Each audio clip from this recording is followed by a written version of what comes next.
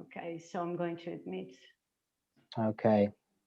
I'll be back in 2 seconds. Okay.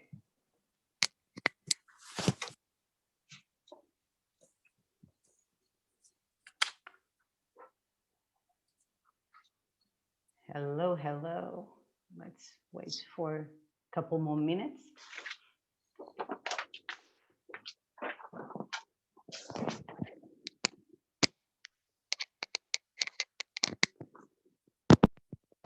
Okay.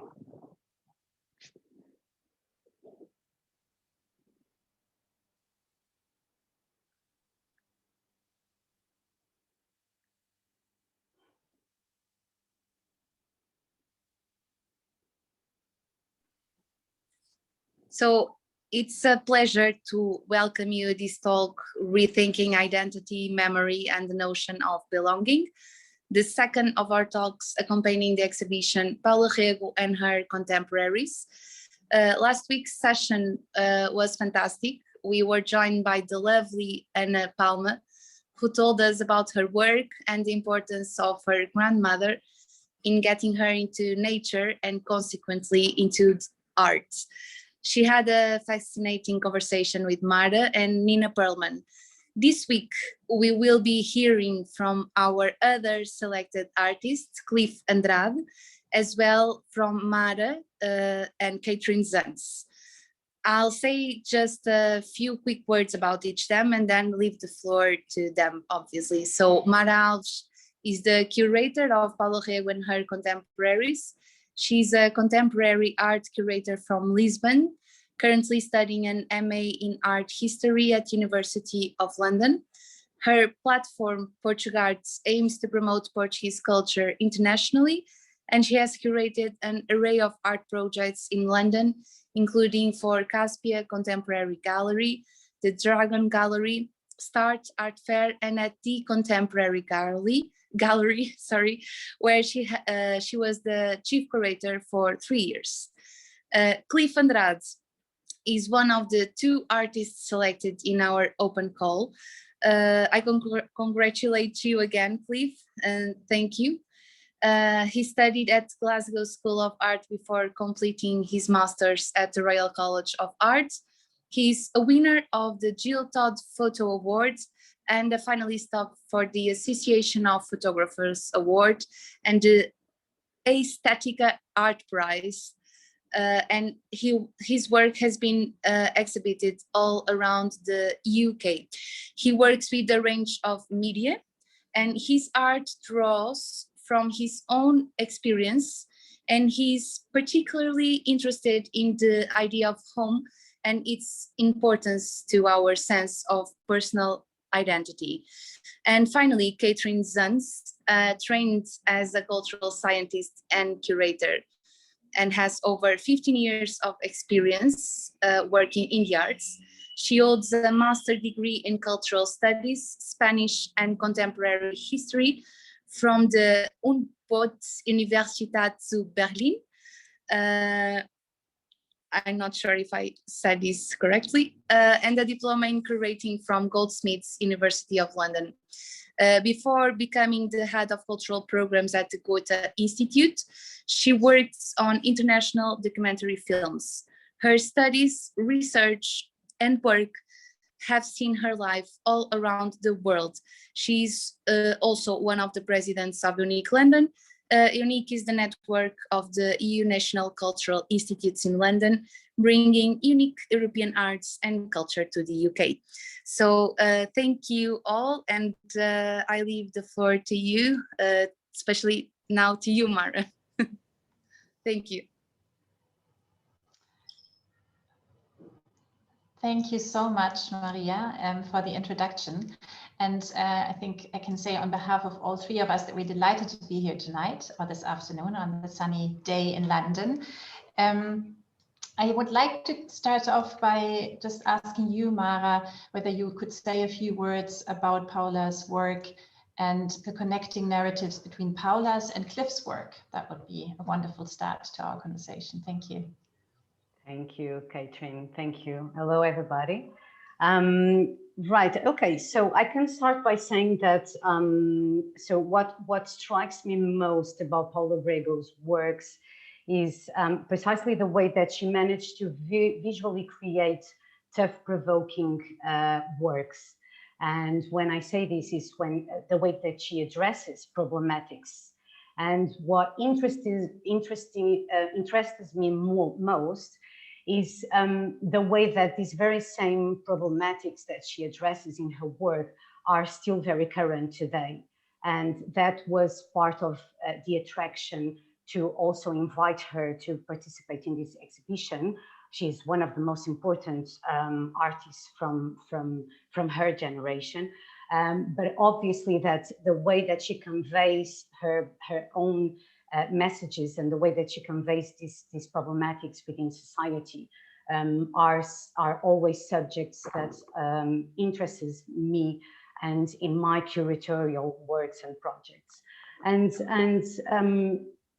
about the narratives that connects Paula Rego and Cliff, I wouldn't go so much about the connecting or the connected narratives. I would go much more towards the fact that I wanted to show different realities within different generations.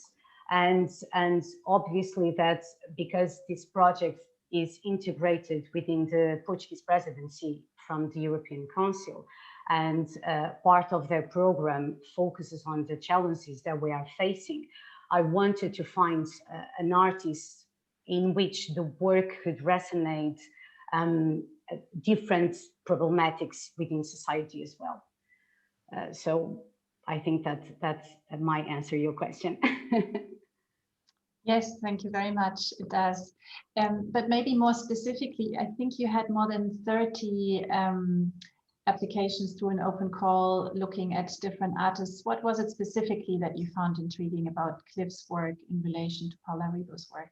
Yeah. Yes, that's very true. So the applications were open only to Portuguese artists living in the UK, which we thought to be important to somehow support artists that are abroad and trying to find new opportunities within the art industry. So obviously we were not expecting to have many applications, but 30 were a good number and very interesting submissions as well. What caught my attention in Cliff's work, well, first of all, was his versatility in terms of the presented body of works, because there's a different range of materials, as we will see as we go along in this conversation.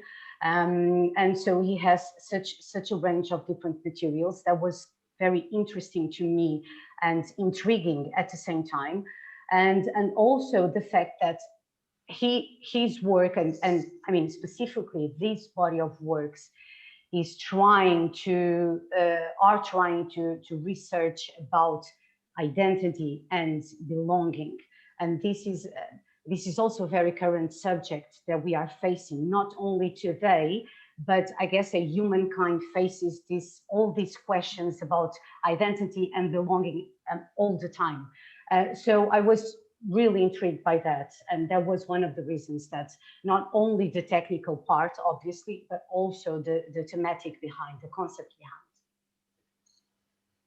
Thanks so much. And maybe over to you, Cliff. Why did you respond to the open call? What resonated with you, and where did you personally feel that connection to possibly also Paula Rego's work?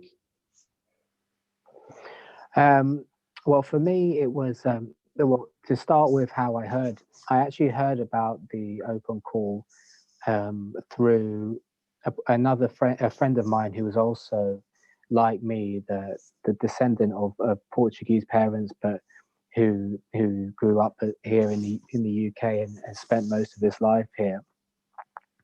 And so it came to me via an Anglo-Portuguese connection, which was apt. But the reason I decided to apply was not so much the Paula Rego angle, because there are as we'll talk about later, there are clear links, clear references in my work to Paula Rego, and her work was a big inspiration behind some of the pieces. But there was nothing in the open call that specified that they were looking for work that was related to, literally related to Paula Rego directly.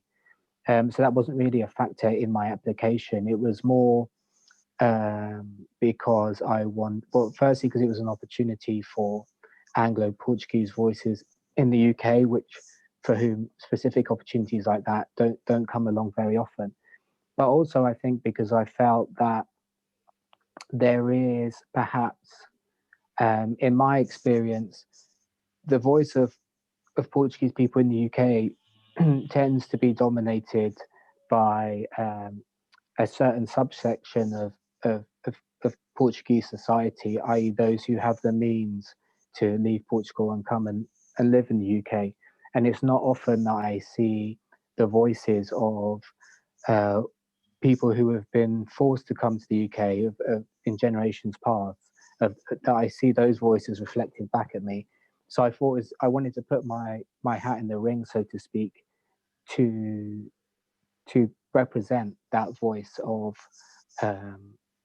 one that sits outside perhaps the dominant narratives that you see reflected in Portuguese about Portuguese culture in the UK, certainly in the UK art scene, and most of the time more broadly, although of course not exclusively.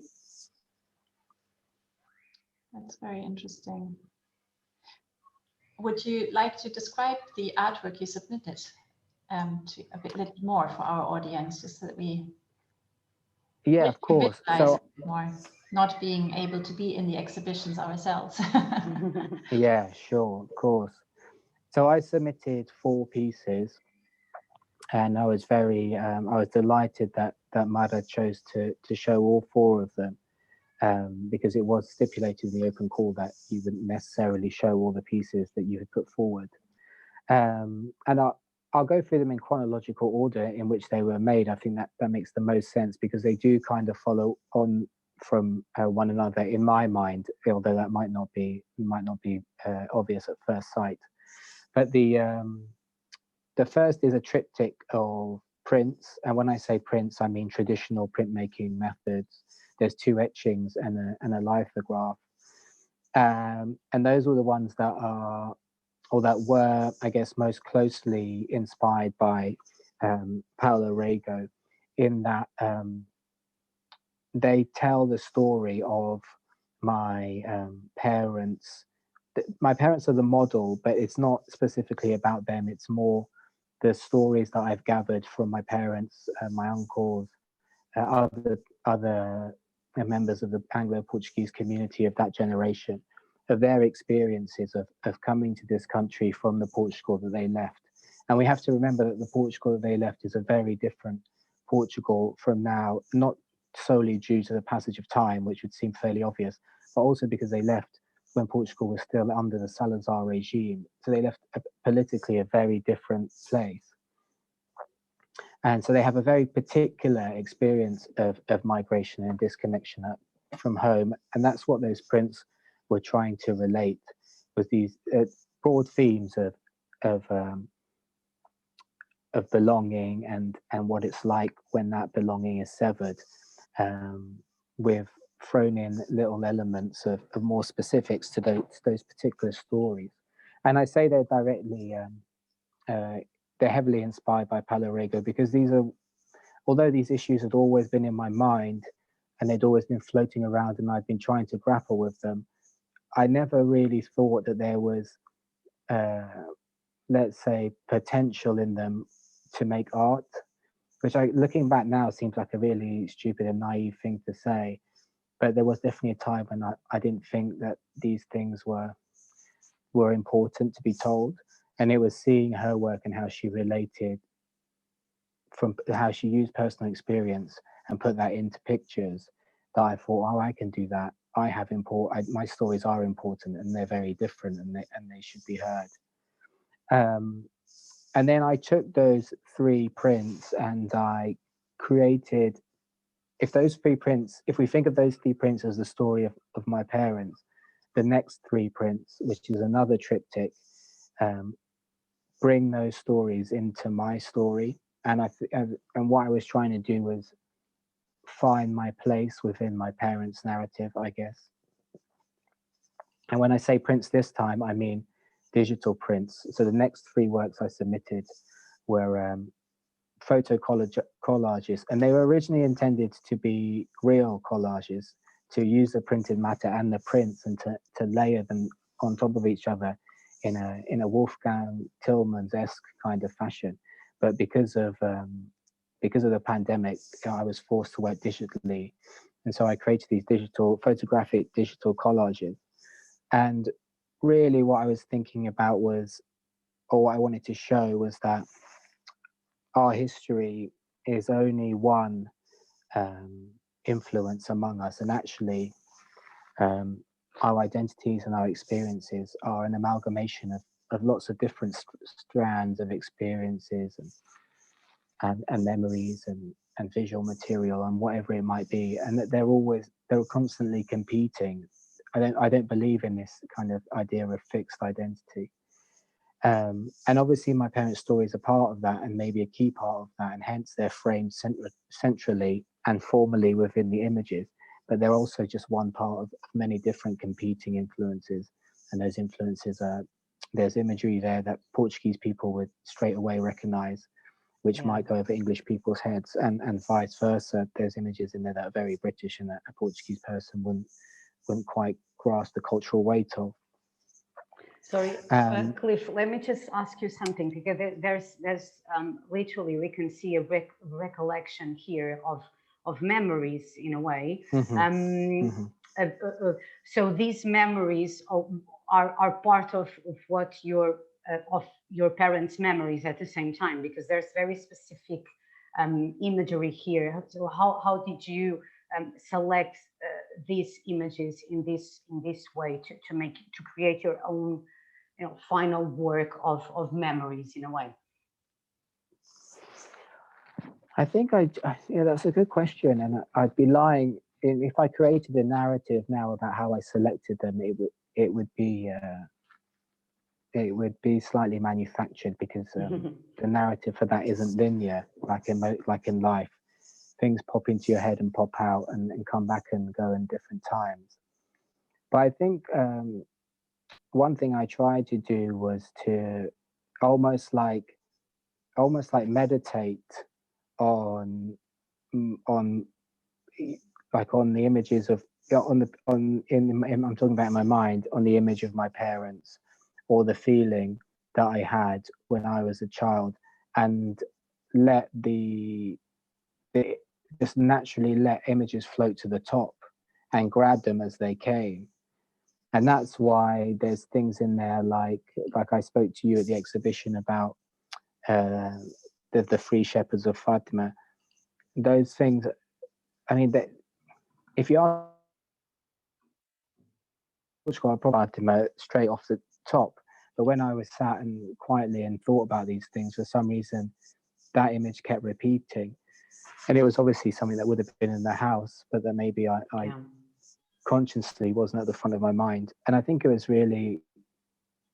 that kind of process. It took quite a long time. And, sometimes you're just walking down the street and something just, because you've been working at something, then suddenly something just pops into your mind, and you're like, oh yes, that is a key one. And I'm so glad that came back to me out of nowhere.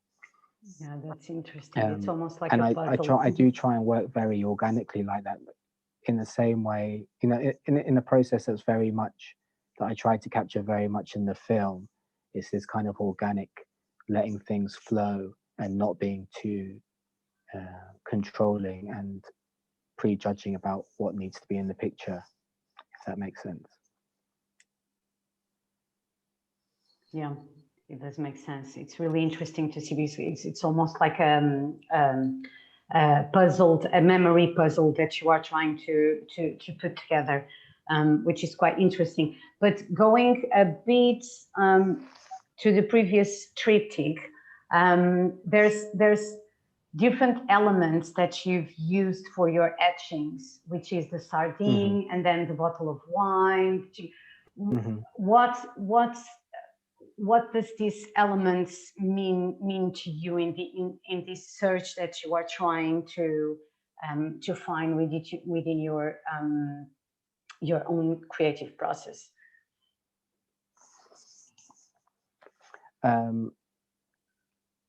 I think when I was making these pictures, it is, and you know, as I would say, it always is a process of trying to discover and constantly learning. There's nothing definitive in these images, and I think in those etchings, I was playing with symbols to see what would happen, how people would read the images, how they would, you know, how they would feel, and that's always what I'm doing. It's always a game of experimenting and seeing what happens and going back and thinking again. In those particular images, the cockerel is quite a literal reference to Portugal, with the gull, the belge, which is like one of the national symbols, obviously, as you know. But it also is a reference to the fact that when I was young and we used to go to Madeira, which is where my parents are from, one of my strongest memories of being there, or strongest motifs of being there, is that the cockerel would always wake you up in the morning. Yeah. And you know, if you compare, and because it's such a strong contrast to the rest of our life, which is spent in inner city London, where like maybe a police car would wake you up in the morning, driving by, not knocking at your door. I mean, and a fish again, because there's bacalhau is a national dish, so it's a Portuguese reference, but it's also a reference. The fish is the symbol of the islander, and both my parents obviously from Madeira, so they're islanders. But also there's the idiom, the British idiom, a fish out of water, i.e. a fish needs to be in water. If you're a fish out of water, you stick out like a sore thumb. You're in the wrong place. You're not in your home environment. And I think that's how they felt throughout the whole of their lives, and that's the purpose of the fish. And the alcohol bottle, and this is obviously a motif that's reflected in my installation, is the fact that because of, I believe, and this is something I'm still exploring, so again, it's not definitive, but I have questions about, because of the particular experiences that my father and men of his generation had, there's a extremely high rate of alcoholism in that Portuguese generation of men, way above average. And that's something that was always in the background of my upbringing, and the bottle is always there in the images because it's always in the background. And you know, and just to finish off, these are techniques. Like I said, these images were inspired by Paula Rego, and I think it's quite obvious that I was trying to experiment to use symbols in the same way that she does, where she always uses, you know, she often uses, there'll be a cabbage lurking somewhere as a symbol of Portugal for her, and other bits and bobs. And that's kind of what I was playing with and what I was experimenting with. Thanks so much, Cliff. Maybe just for our audience who are not from Portugal, you were just referencing to the experience that generation of men had. Which experience do you mean? What can you elaborate a little bit more? Yeah. So, and this is, so the middle of the three prints of those original prints is a male figure based on my dad, but as I say, not exclusively my dad,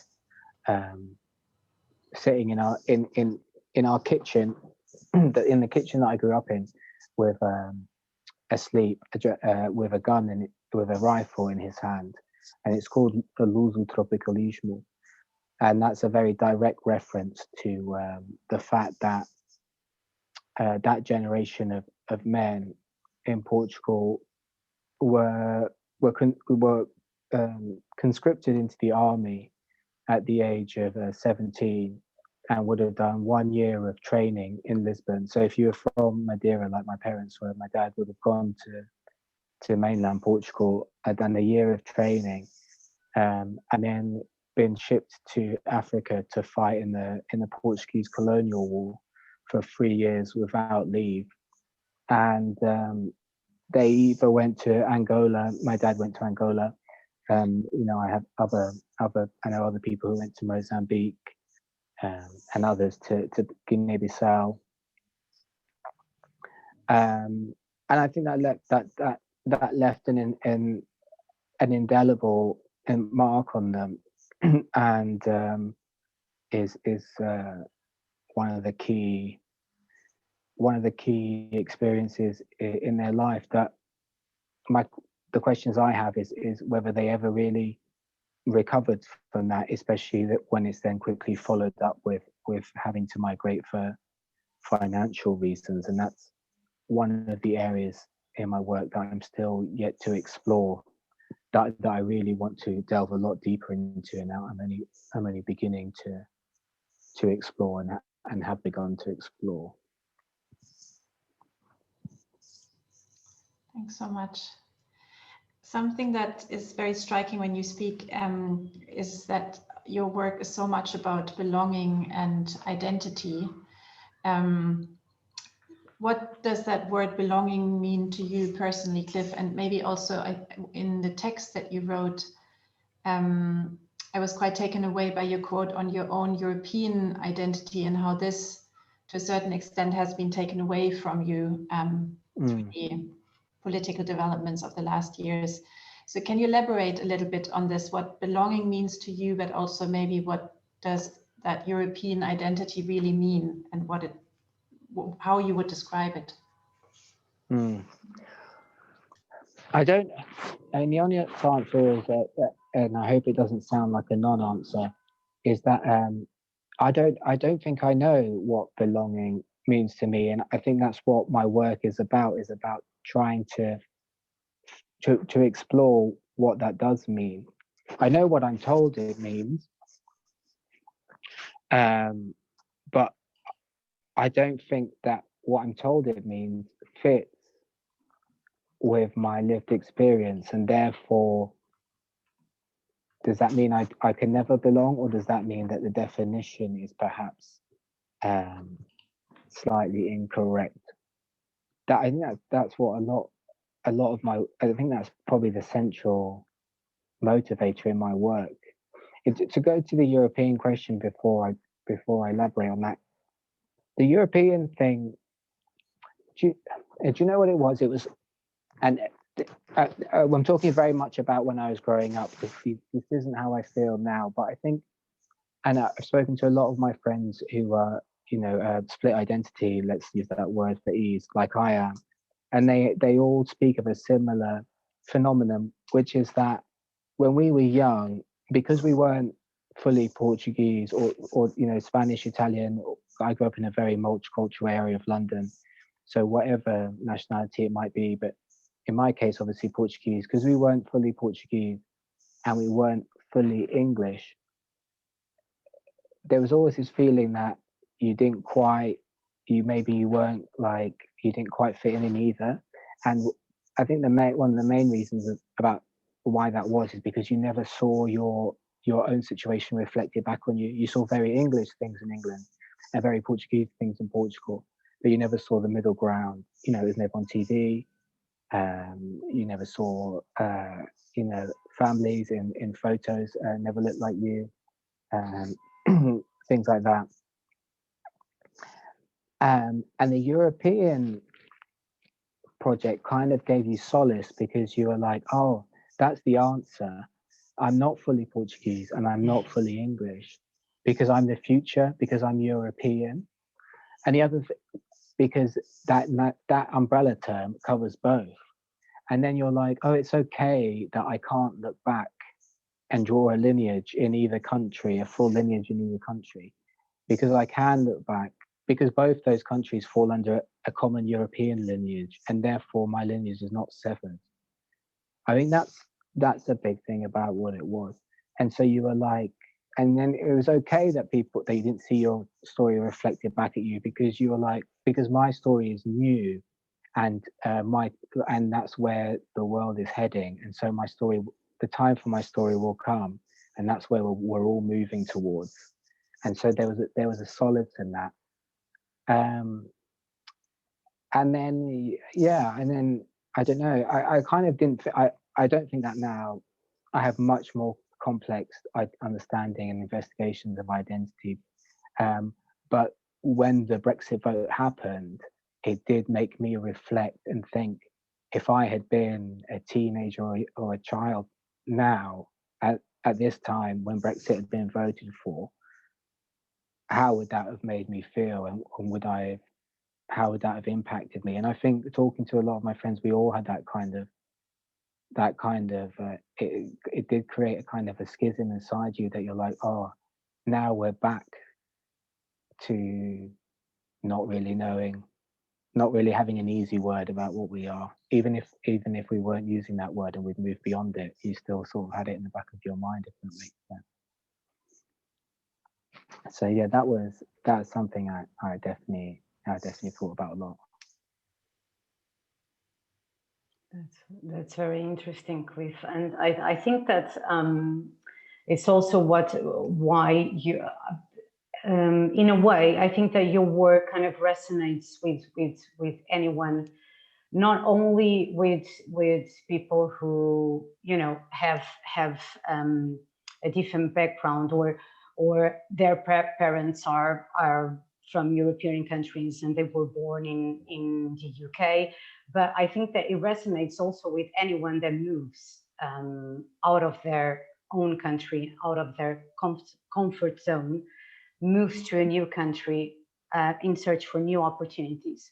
And I think that that question of identity and belonging somewhat and somehow with time starts to be present. And so your work relates a lot to many people in that way. I mean, at least in my perspective. And talking with so many people from different countries that are living for 15, 20 years in the UK, they all at some point feel that very same struggles or questions about that belonging and identity. I think that's really striking, also in your work. Thank you. And I think, thank you very much. I mean, and I think that these questions I do really believe that these questions, not that they can be answered, because I don't know if there's an answer, but what I do think is that the more information we have, the better we can try and make better decisions, if that makes sense. And so many voices of those past immigrants are missing. And if we don't have those voices and know what those experiences were, then we can't hope to use them to try and make better decisions in the future, especially at a time in a political climate in England where the stories about immigrants that I see on the TV or the media or whatever it might be don't reflect my experience of the migrant story. And that's not to say that they're wrong, but it's just to say that there's a lot of stories missing, and that I think that's a problem. Yes, I agree. I agree with you. Yeah, I think that there's a sense of you know, telling the stories of migrants, but sometimes they are addressed in a way that they are just addressing the good side or successful stories. There's a lot more to that, right? So I do agree with what you are saying as well. Yeah. Yeah. I also completely agree what you say, and also I somehow feel that the search for identity and belonging, Cliff, is such a universal human search, really. And I think for many, it's also increasingly important to know where this belonging is really, and how they would describe it, because of the globalization and because of maybe also disappointments of political promises that people have heard about, or also their feeling of things being taken away from them, etc., etc. So I think it's really a very, a very crucial topic of our time, and a very human, and a deeply human search that is so essential to all of us. And I was wondering, when I was reading about your work and looking at your artwork, how you as an artist also, or personally also, how you connect this kind of this aspect of being local somewhere and being connected to something, and then this more abstract international European globalization or world, but that for you also has become a home, because it just meant that different histories and stories came together, essentially, as you just described it. How do you connect it personally? How do you live this combination? Well, I think I guess I live it by making art. And one of the reasons I started to make art in the first place was because I had all these questions, and doing another job, I didn't have time to explore them, so they just all sat there, building up or gathering dust or whatever they were doing. And so I use art to give me the space to explore those questions. And I do think I do want to emphasize that they are questions, and what I'm doing is not providing answers, but it's exploring them. I think there's a tendency with work for people to go, to read it as this is what someone thinks. They've made this work, this is what they think. But I don't think of my work like that. I think of it more as this is what I'm thinking about, and this is where I've got to in my thinking, but it's an open question. And the identity and belonging one is so complicated that it can only be framed like that, I think. And I think there's, you asked before about what belonging means to me, and I think that it's so complex because there's so many parts to that question. And firstly, one of the key questions I'm always asking in my work is, do we need to belong? And there's a kind of assumption, it's almost like an unwritten, it's almost so obvious that you forget to ask the question, but do we actually have the need to belong, or is this a construct? Now, the honest answer is I don't know. I think that we do, so I'm going down that angle. But then the next question belongs, then what do we need to belong to, and what does that belonging look like, and how is it structured? And I think in a modern, certainly in a modern climate, and by modern I mean since the creation of the nation state, so in the last 200 years, that belonging is almost a no-brainer. That belonging is connected to some kind of idea of the nation or the nation state. But that's a construct. And so another key question is, does that belonging necessarily have to be connected to a nation state, or are we missing something? Are we forgetting to ask the obvious question? And I think that's where the point about local versus international comes in. I think we are moving to a time where the dominance of the nation state as the basic unit of identity, if you like, is being severely challenged. And if we have hooked identity to our nation so strongly, what happens when that starts to break down? Or what happens when the economic forces change the shape of the world? And I think that's one of the big questions I have to tackle in my work. And one of the big problems I've had, and I was talking about my experiences as a child, and I think one of the big problems that people in that space have is that national identity or identity of a country is often strongly linked to unbroken history. So, you know, to be English is to love cottages, which are old, obviously, and to be nostalgic. I mean, this is a vast reduction, but just for the ease for this talk, you know, be in some way have an emotional relationship with the empire, whether that be positive or negative. You know, think about Winston Churchill, think about Nelson. All these things are historical. And so how do you then, how do you consolidate that against people who come to this country and don't share that history because they, for a simple fact that they haven't been here? And that becomes a massive tension.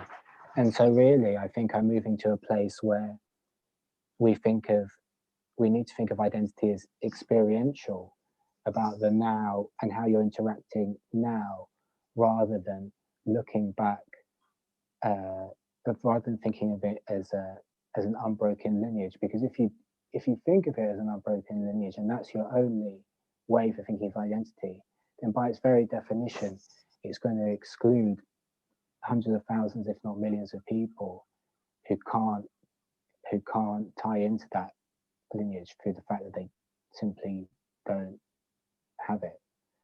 And in a world where we're moving around so much, and I think that's a good thing, that can't persist. Otherwise, like I said, a lot of people are going to be excluded. So that's one of the big questions for me, is how do we rethink this, and so that we can all function in the world moving forward. It sounds quite grandiose, but that's I'm just trying to put it in terms that I can explain easily.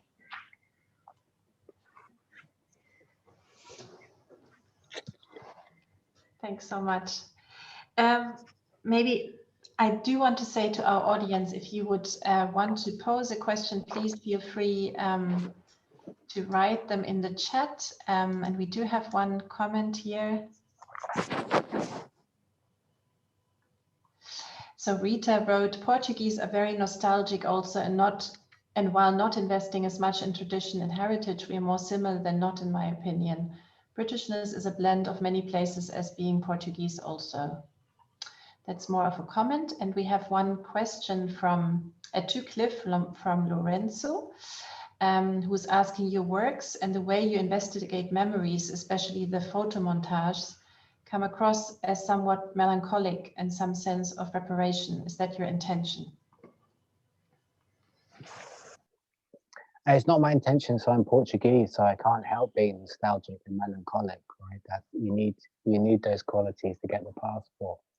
That's in the blood. But no, I don't think so. I don't set out to be melancholic. It's hard because I think it's one of those things that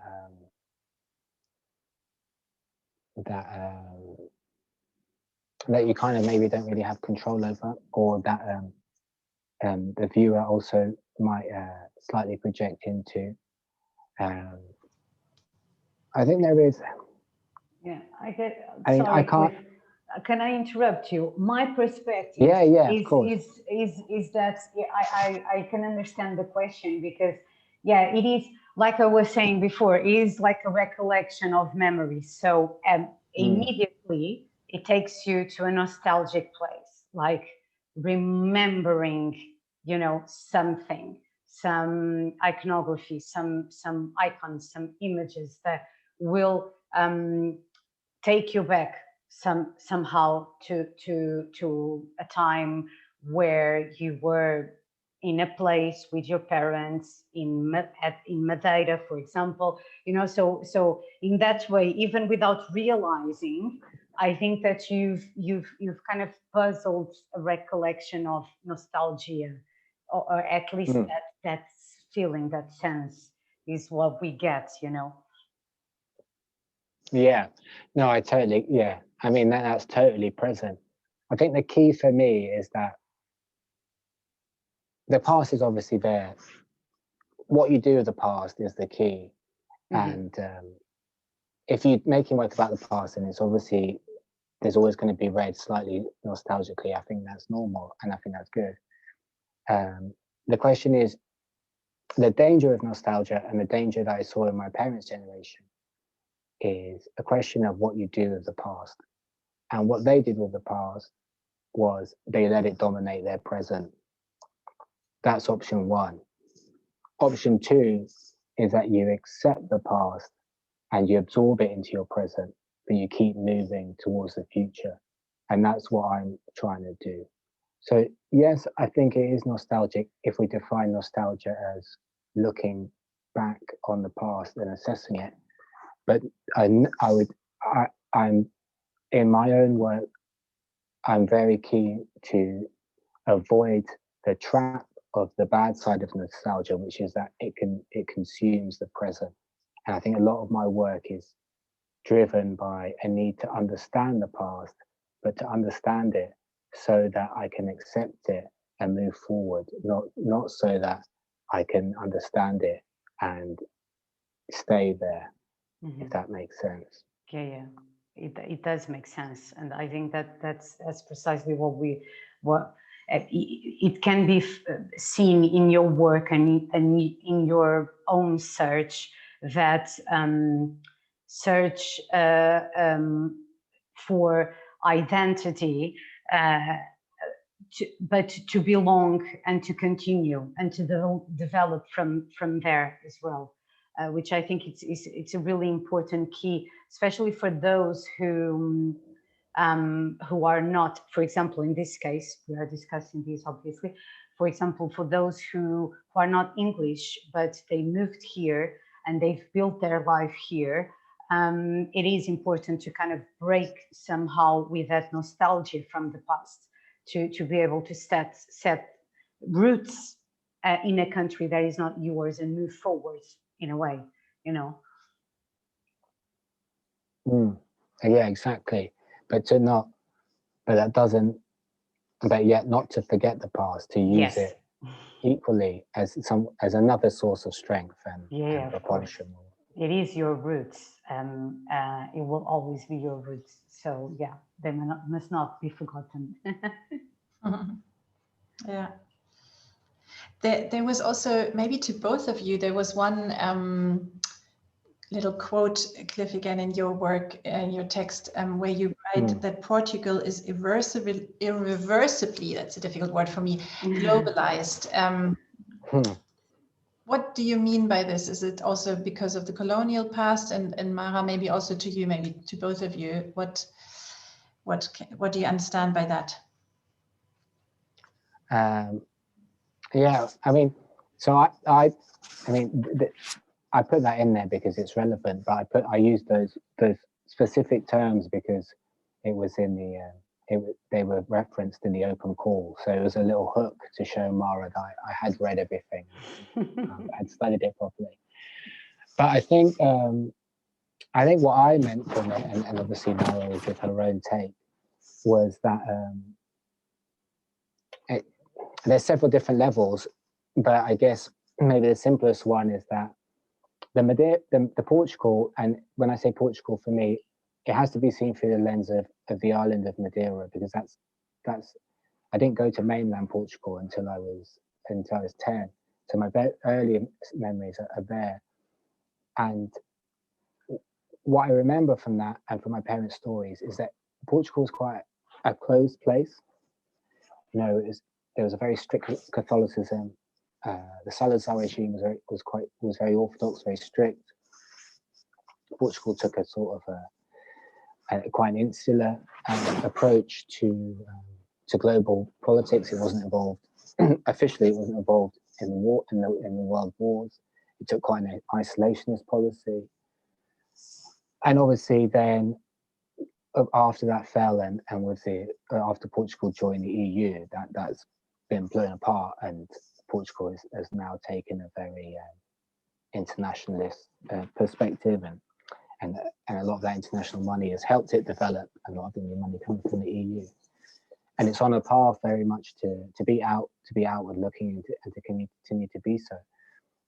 but with that comes the fact that you're opening your doors, and as much as you will gain from doing that and from letting yourself out, you're also going to have to accept that stuff's coming the other way.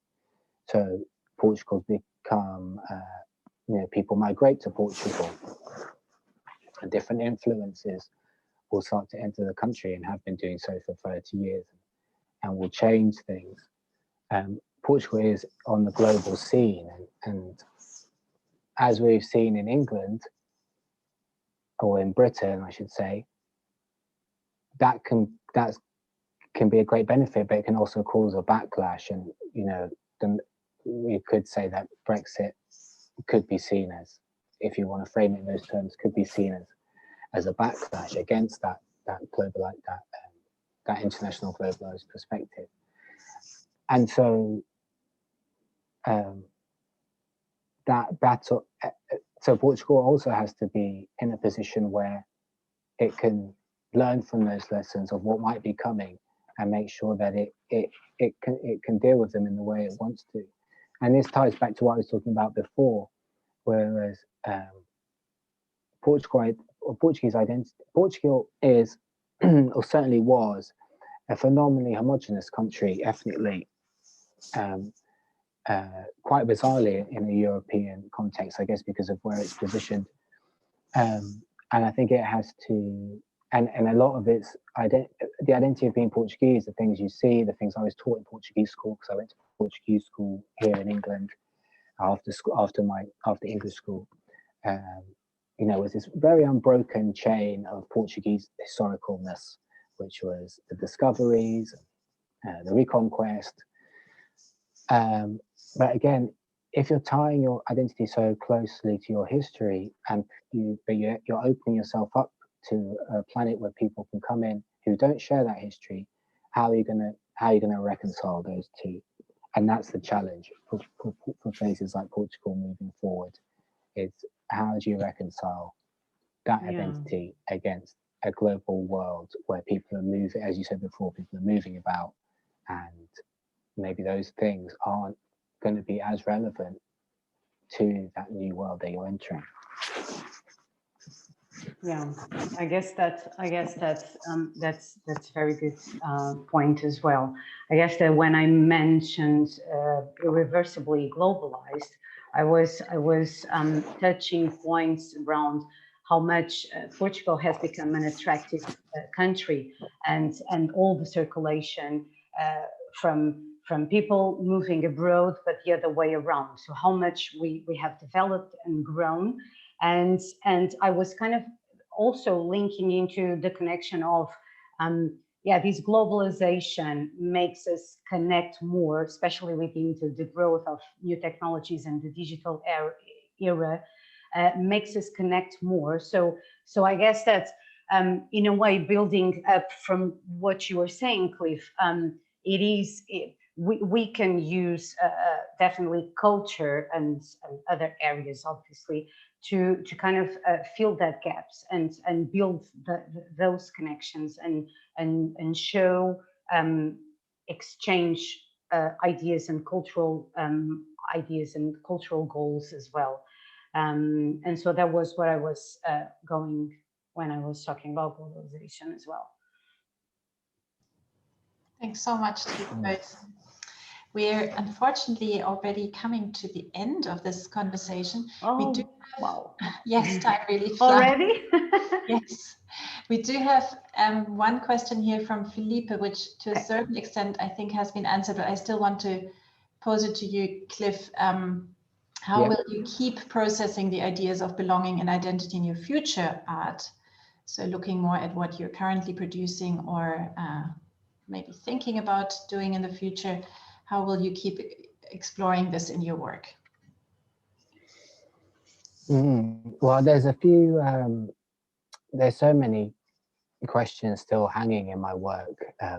Like I mentioned earlier about delving in more to my father's experience of going to Africa and then migrating. So there's loads of different areas that, you know, they could each be a lifetime's work, and I want to try and tackle all of them. So I will keep looking into the history and trying to understand the circumstances that made my parents the way they did, because I think there's still a lot of unanswered questions there. But I think also that I think one thing, what I'm doing is I'm trying to accumulate information, understanding, to then see if I can transcend it in a way, or maybe transcend's the wrong word, but sort of move through it. Like I was saying before, to accept the past and not be stuck in it, but to accept it and move on.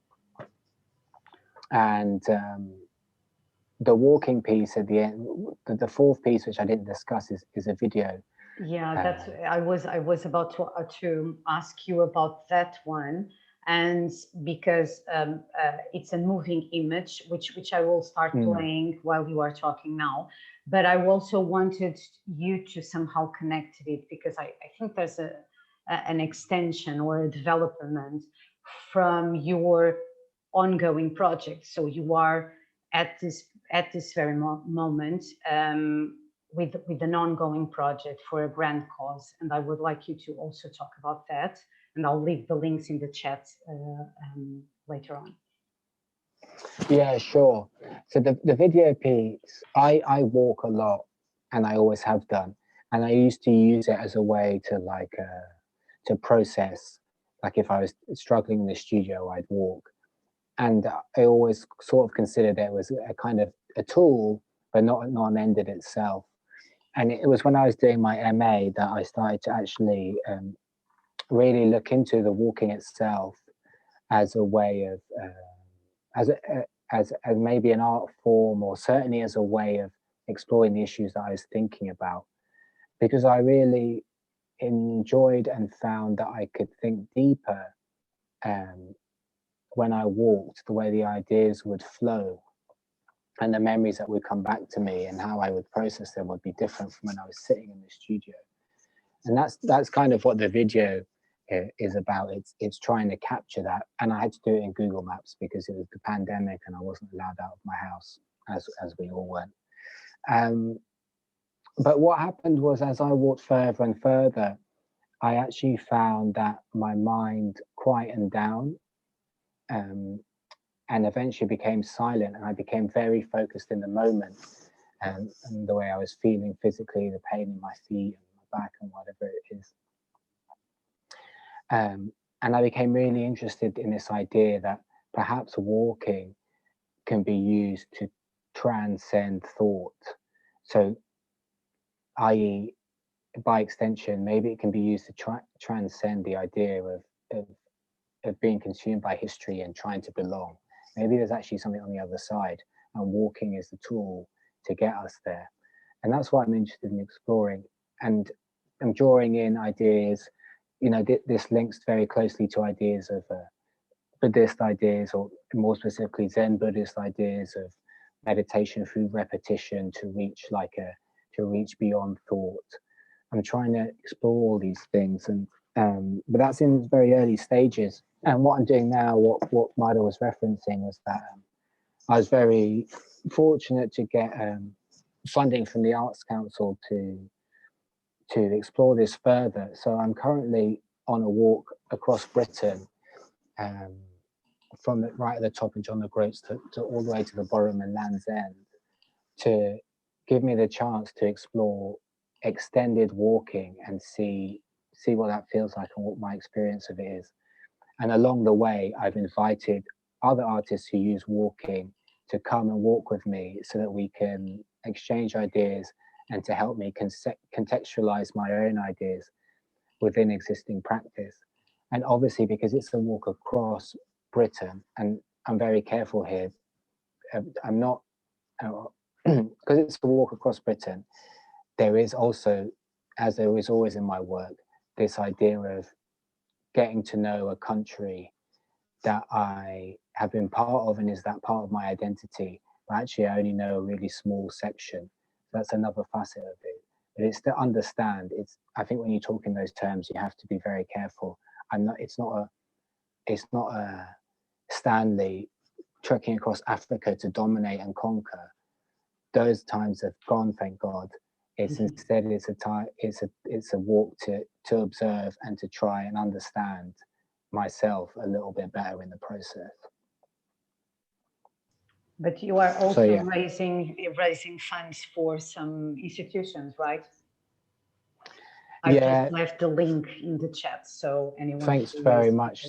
That's very kind of you. Yes, because as I was developing the project, didn't start off as an end-to-end walk. It started as a long walk, and I was inviting people, and then I was also wanted to visit artists on the way. And as more and more joined the project, the first one was in Edinburgh. Like when I drew the map, I realized that the first guy that I could see would be in Edinburgh, and the last one would be in Devon. So I thought, well, if I'm going that far, I might as well just do the whole thing and do it as a charity challenge to raise money for free charities inspired by my mum, who's no longer with us. So yeah, I'm walking for charity, and along the way I'll be doing bits of work with these artists. That's really fantastic, and I can't wait to see what you are working on when you are done in 2 months' time, because it will take you 2 months. So can't wait to see your work back there. Yeah, that's great. Thank you. Good luck with that. Thanks very much. Yeah, sounds like a beautiful project ahead. It is a beautiful project, yes. So I guess that we need to go, right? But I wanted to ask you something, Katrin, by the way. I would like to also ask you, and this will be like the last question before we go. So you work as a regional head of program for the arts at the Goethe Institute in London, and I wanted to ask you, what are the most current challenges in the midst of a pandemic, and what are the plans in place at the moment to continue your interdisciplinary work, or the Institute's interdisciplinary work? Yeah, that's a big question, Mara. I think the most crucial question for us in the beginning of the pandemic was really how we can continue to be there for the artists and to essentially stand for what we stand for. So to support artists, to kind of still engage with this transcultural relations, etc., despite the pandemic. And that was really very much at the center of what we have been doing.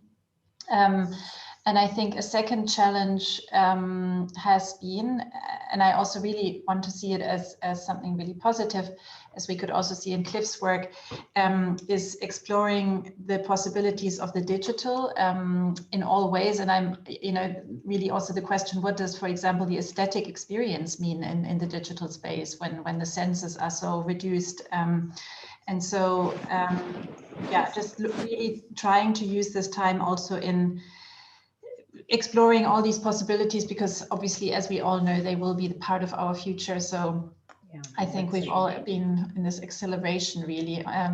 Now, the third one, I would say, is really much about, this whole aspect of health and care, the effects that the pandemic has had on so many people, societies, communities, etc. And I'm sure there will be many backlashes of this pandemic. So that's another huge topic for us, as for many cultural institutions around us. So yeah, and obviously the economics, both for the artists, the cultural sector, but also for us as an institution. So yeah, many challenges, but I must really also say that we've really somehow found a focus in some ways also in the pandemic because of this reduction that we had. So I've also seen some very innovative ideas, very sustainable approaches for the future. So there is also that hope that maybe I would like to end the talk on. Yeah, definitely. That is really part of these last months. Yeah.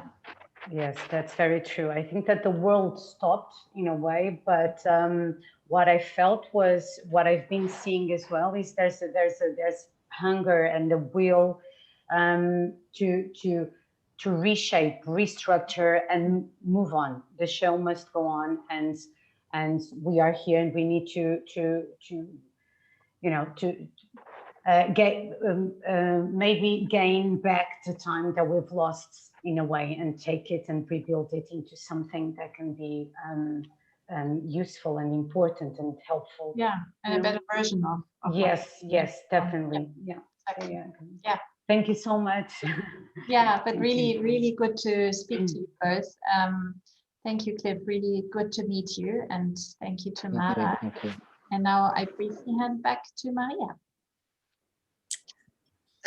Thank you all. It was a pleasure to have this conversation today. And well, I guess we are done for today. And we'll be back next week, next Tuesday. So next Tuesday we'll be having the last talk, so the last event of our parallel program. And the conversation will be around Paula Rego's work.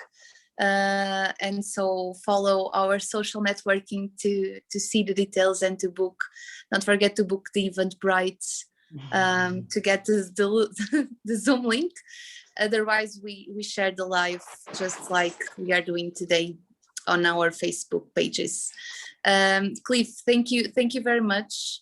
Thank you. Well, good luck on your I don't know how to call it now, your walk, let's say your walk. Yeah, your thank big you. Thank you. your big walk. We'll meet here again when you finish with the result Hope of your so. work. Yeah, And I'll keep Katrin, you updated. Yeah. yes, we will be following you. and we'll be following you. Exactly, we'll be following you. Katrin, thank you so much. It's always a pleasure. Thank you for inviting me. Okay. Okay. Thanks, See everyone. you Thanks for next the week. questions. Okay. Bye. Bye-bye. Bye. Thank you. Bye. Bye. Take care. You too. Bye-bye.